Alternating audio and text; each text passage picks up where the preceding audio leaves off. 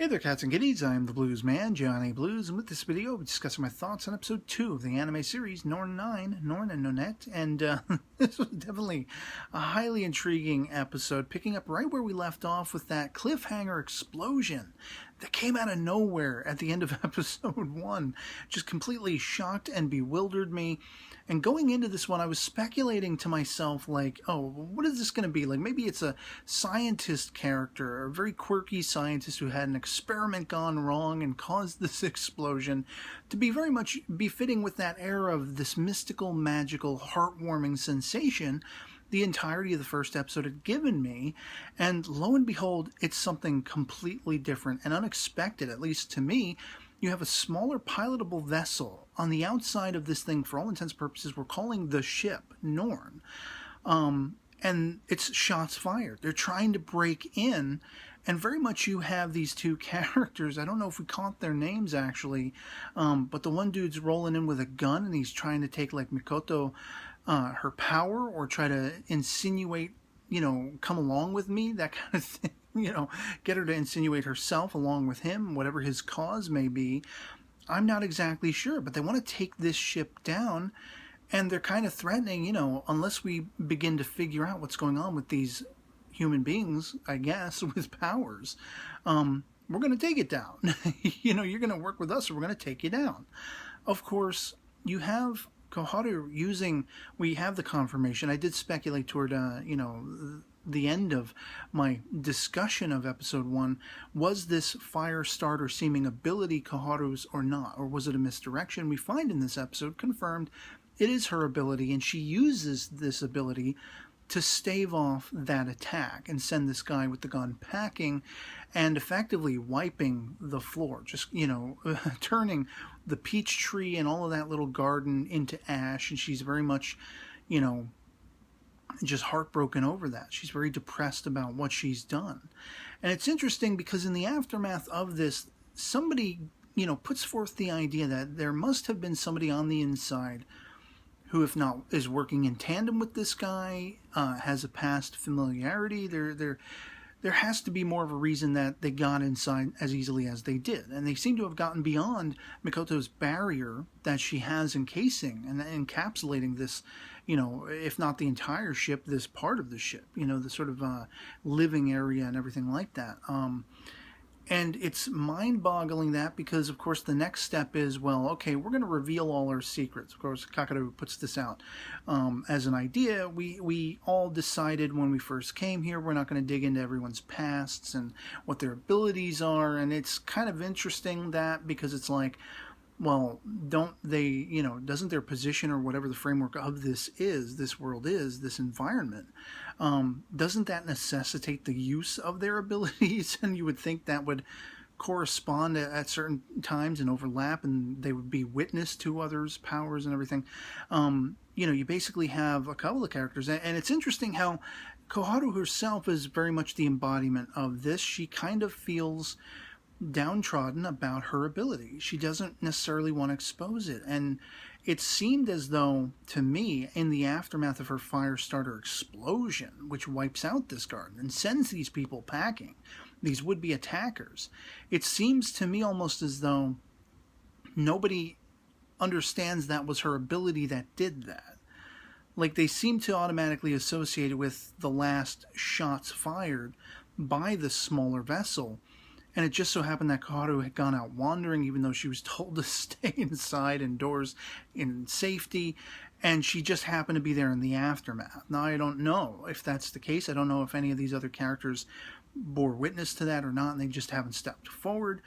But the idea of pairing these characters up is highly intriguing to me, and it's very much speaking to what we see in the OP. And from what I'm led to believe, you know, what the source material is, we do see characters pairing up romantically or otherwise. So it's going to be interesting to see how these pairings last or fail or whatever, because you see certain adversarial, you know, incidences. You definitely see people who are at odds. Mikoto's talking about a promise she made with the guy she's with, and like, it's just, I don't think we're all that clear on what that promise was. Was it a confession of love? Was it like, we're going to get out of here together? I don't know. it's just the whole rest of everything else had, like I was enraptured by the world again.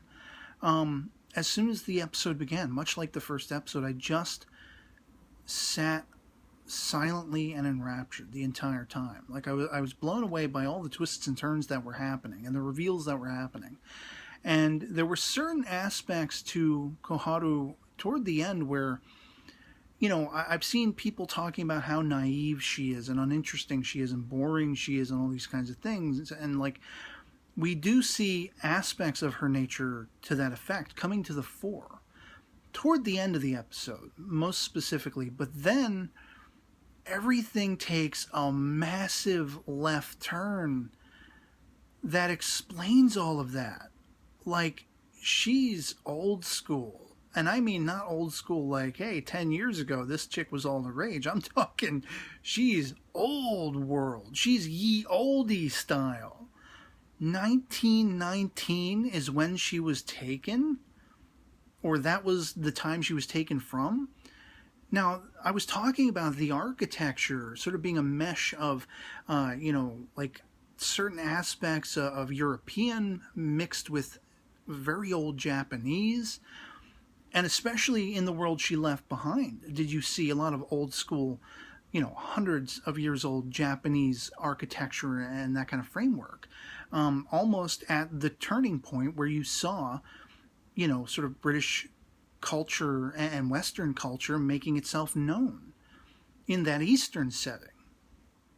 And suddenly, with the reveal of this kid who just comes out of nowhere, after Koharu has tried to plant her last surviving peach seed and she wants to regrow the tree and everything like that. Like, it's kind of beautiful, again, touching upon that nature aspect that I really loved in the first episode. But of course I've also found information that certain aspects of this, it's kind of deviated from the source material in that, Kakaru didn't have these flamboyant shows of his abilities with the vines and everything like that. Not in all cases or whatever it is, but I don't really care. I'm not familiar with the source material, and I'm just riveted at every step of the game. But here's this new kid, and he's like, oh, I was at the Diet building or convention or whatever it is, 2016, the present. And she's like, well, no, wait, it's 1919. And suddenly this just got that much more, like, crazy and captivating. Are all of these kids, are all of these people, these teens, whatever their ages happen to be, are they all plucked out of whatever their source timeline is? And is now, this has me thinking in terms of, the barrier that Koharu was told about, or some of the other characters were talking about in episode 1. Is this a barrier where it's like a pocket universe that exists outside the normal flow of time? Or something along those lines? Because I thought this ship might be in like orbit. And of course we do see a lot more outside shots of it where it's like in cloud cover and everything. So is it within the Earth's atmosphere, or an atmosphere of a planet, an Earth-like planet? Is it existing outside of the normal flow of time? I don't frickin' know. But of course you have all the clockwork that's going on inside this machine, and at one point you see Koharu reacting to its like activation. So maybe this thing is stagnant in whatever time it exists in, a little envelope of time that it exists in. But it's reaching out and picking people out, or sending out vessels to pick people up and bring back in from anywhere along the course of history. I don't know. That's just my speculation, but I mean, those were the hints and the vibes I was getting by the end of this episode. And so it very much ended with another whopper of a cliffhanger, much like that explosion that came out of nowhere at the end of episode 1. And I'm just uber fascinated. I'm like stoked. I'm like, what the hell? I want to get to the next episode. Time jump me to next week, man, because I want to know what the hell's going on. Like, I was brain busted. I was mind blown by these guys attacking the ship. I didn't think anything could exist outside. I thought they were in space. And then this guy's jumping out of the hole in the wall they create from firing on the ship, on Norn. And again, it calls back to that idea, like, is there more than one ship? Are there, competing or warring factions as, it